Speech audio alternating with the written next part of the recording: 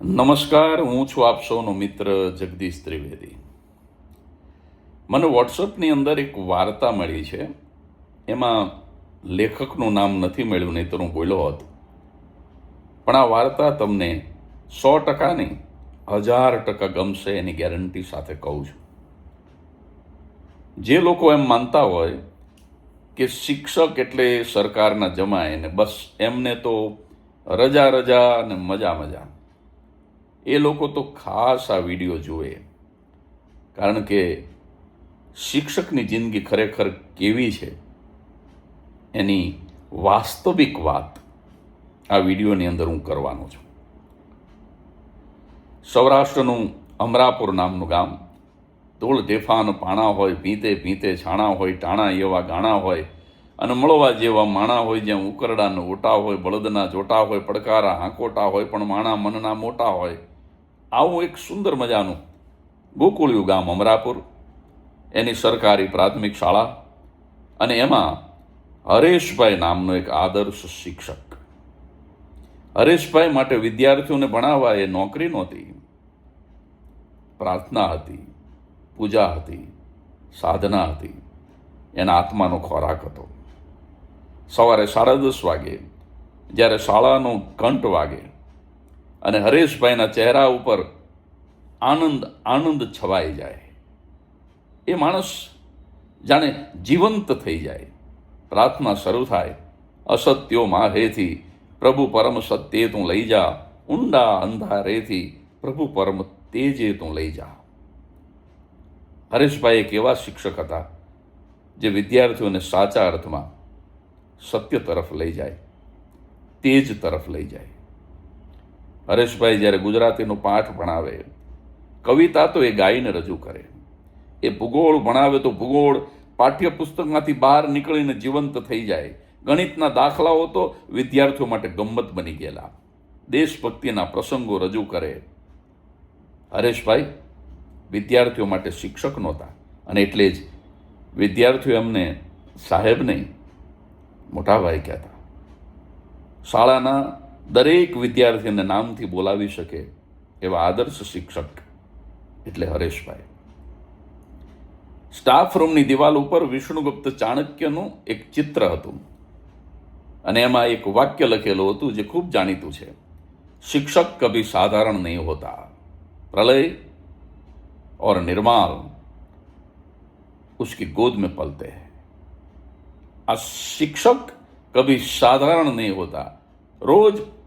રોજ હરેશભાઈ આ વાક્ય વાંચે, વિષ્ણુગુપ્ત ચાણક્યની તસવીર જોવે, અને એની છાતી ગજગજ ફૂલે કે હું સામાન્ય નથી, હું અસામાન્ય છું, હું અસાધારણ છું.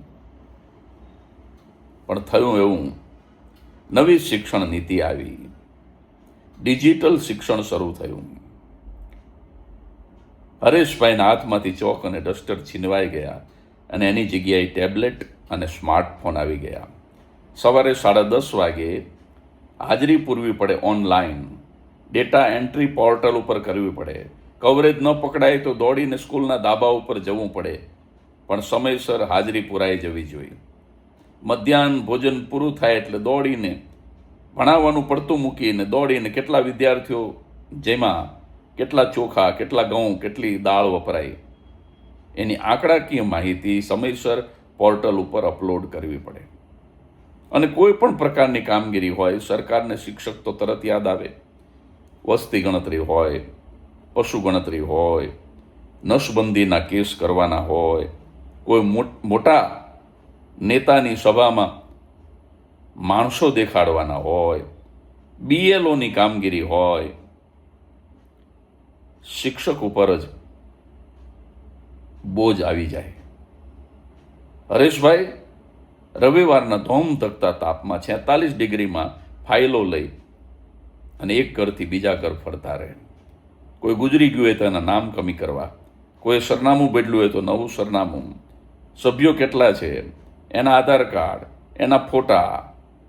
ઘણીવાર તો લોકો હરેશભાઈનું અપમાન કરી નાખતા. જમવા બેઠા છે તમને ખબર નથી? ઘણીવાર તો લોકો ખીજાઈને એમ પણ કહેતા કે રવિવારે તો પરિવાર સાથે એન્જોય કરવા દો માસ્તર, તમારે બીજું કંઈ કામ છે કે નહીં? હાવ નવરી બજાર. એક આદર્શ શિક્ષક, એક સ્વમાની શિક્ષકના હૃદય ઉપર આ બધા શબ્દો, આ અપમાન એ ઘણના ઘાની જેમ વાગતું. પણ હરેશભાઈ લાચાર હતા. બીએલઓની કામગીરી વખતે તો ખરેખર ભગવાન પાળી ગયા. એક દિવસ ઉપરી અધિકારીનો એવો મેસેજ આવ્યો કે હરેશભાઈ, બીએલઓની કામગીરી હજુ 60% જ પૂરી થઈ છે. 3 દિવસની અંદર 100% પૂરી કરો. જો 3 દિવસમાં પૂરી નહીં થાય તો તમને કારણ દર્શક નોટિસ મળશે, તમે સસ્પેન્ડ પણ થઈ શકો છો. એક પ્રાથમિક શાળાના શિક્ષક માટે ઉપરી અધિકારીના આ શબ્દો એને કેટલી હદે અસર કરતા હોય છે એ તો જે શિક્ષક હોય ને એ જ જાણે. તે દિવસે રાત્રે 12:30 વાગે પણ હરેશભાઈ ફોર્મ ભરતા રહ્યા. બીજે દિવસે રાત્રે પણ ફોર્મ ભરતા હતા. એમના એકના એક દીકરાએ કહ્યું કે પપ્પા વાર્તા કોને? તો વાર્તા કહેવાને બદલે ગુસ્સો કરીને વળચકું ભરી અને હરેશભાઈ બોલ્યા કે જોતો નથી, ફોર્મ ભરું છું, 3 દિવસમાં બધું આપી દેવાનું છે અને તને વાર્તા પૂછે છે. હરેશભાઈ હવે આદર્શ શિક્ષક મટી અને એક કારકુન થઈ ગયા હતા. એક ક્લાર્ક, ડેટા એન્ટ્રી કરતો ક્લાર્ક. જાણે માણસ મટી અને મશીન બની ગયા હતા. એક દિવસ તો એમના વાલા વિદ્યાર્થી કાનજીએ કહ્યું પણ ખરું કે સાહેબ, મોટાભાઈ, તમે છેલ્લા ઘણા દિવસોથી નથી અમને ગાઈને ગીત સંભળાવ્યું, નથી અમને કોઈ વાર્તા કીધી, નથી કોઈ દેશભક્તિની વાત કરી, નથી અમને મેદાનમાં કસરત માટે લઈ ગયા, અને તમે આખો દિવસ બસ મોબાઈલ મોબાઈલ ને મોબાઈલ. તમે શું કરો છો મોબાઈલમાં? અને અમે ભણાવવાનું કહીએ તો તમે ગુસ્સો કરો છો. હરેશભાઈ સમજતા હતા કે હું આ વિદ્યાર્થીઓના ભવિષ્યને હું અંધકારમય કરી રહ્યો છું, હું આ વિદ્યાર્થીઓને અન્યાય કરી રહ્યો છું. પણ ઉપરી અધિકારીઓ પાસે, સરકાર પાસે આ શિક્ષક બિચારો લાચાર હતો. એક દિવસ એમના એકના એક દીકરાનો જન્મદિવસ હતો, 7મો જન્મદિવસ. સમયસર ઘરે જવાનું હતું. આજુબાજુના બાળકોને બોલાવેલા હતા. કેક કટિંગ કરવાની હતી અને વચન આપ્યું હતું હરેશભાઈએ, હું તારા માટે નવી નક્કોર સાયકલ લઈ આવીશ.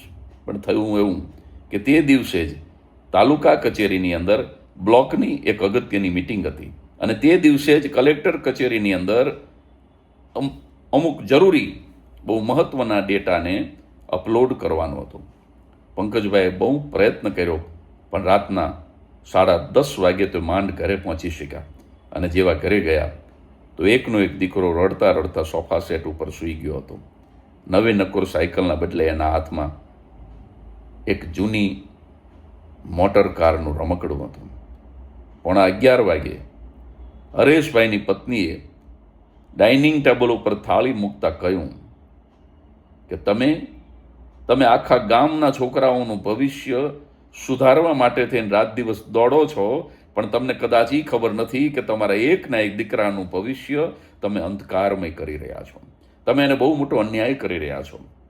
શિક્ષકની નોકરી કરો છો કે સરકારના ગુલામ છો તમે?